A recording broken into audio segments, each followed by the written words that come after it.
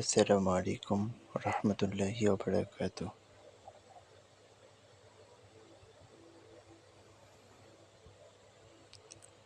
আপনার যদি হতাশা কাজ করে তাহলে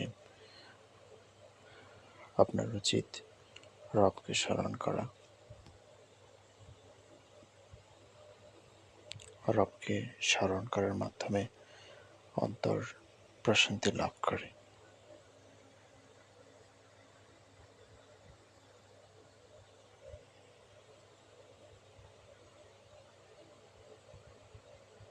বেশি বেশি আল্লাহকে স্মরণ করুন, আল্লাহকে ডাকুন, কোরআন তেলাওয়াত করুন।